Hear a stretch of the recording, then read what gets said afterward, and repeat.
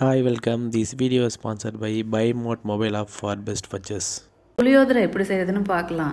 நம்ம பொடியெல்லாம் அரைச்சி பார்த்து செஞ்சாலும் புளியோதரை அந்தளவுக்கு டேஸ்ட் இருக்குமா என்னன்னு தெரியல. இது ரொம்ப சிம்பிளான புளியோதரைங்க. டக்குன்னு செஞ்சு முடிச்சிடலாம். நம்ம வீட்டில் நம்ம அம்மா இப்படி தான் செய்வாங்க. இது வந்து வெளியூருக்குலாம் நீங்கள் போகிற மாதிரி இருந்தால் 2-3 நாளைக்கு கெடாமல் இந்த சாதம் வந்து கட்டி எடுத்துகிட்டு போகலாம்.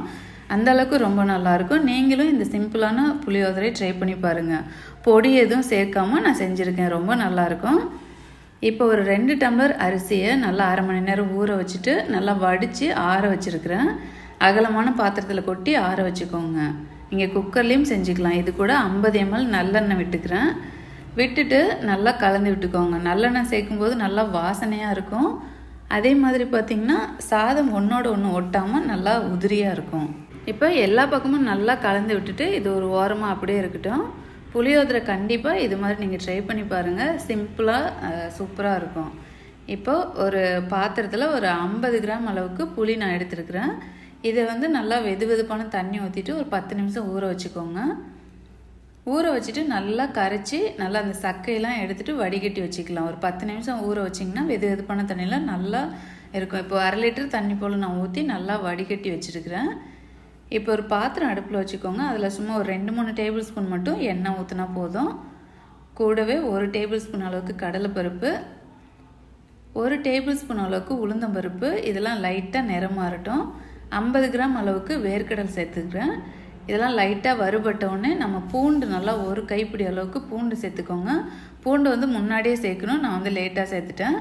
ஆயில் ஊற்றினோடனே பூண்டு ஃபஸ்ட்டு சேர்த்துக்கோங்க. அப்புறம் ஒரு 5-6 வரமிளகாய், 2 கொத்து கருவேப்பிலை இதெல்லாம் போட்டுட்டு நல்லா வறுத்துக்கோங்க. வரமிளகாய் வந்து நிறம் மாறி நல்லா வாசனை வரணும். அந்த அளவுக்கு வறுத்துக்கலாம்.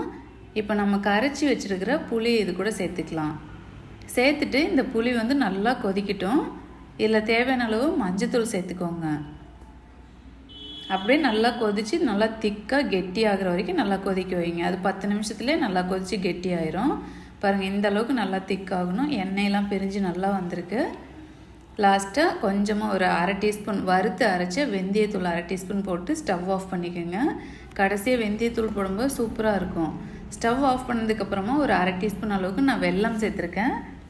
வெல்லம் டேஸ்ட்டு உங்களுக்கு பிடிச்சா சேர்த்துக்குங்க. ஆனால் போட்டிங்கன்னா ரொம்ப நல்லாயிருக்கும்.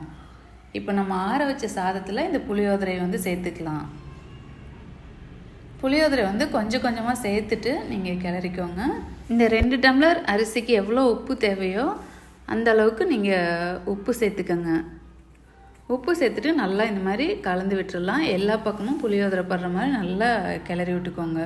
மீதி உள்ள புளியோதரையும் இது கூடயே சேர்த்துட்டு நல்லா கலந்துக்கலாம். பாருங்கள், நல்லா கலந்தாச்சு. அவ்வளோதாங்க, சூப்பரான புளியோதரை ரெசிபி வந்து தயாராகிடுச்சு.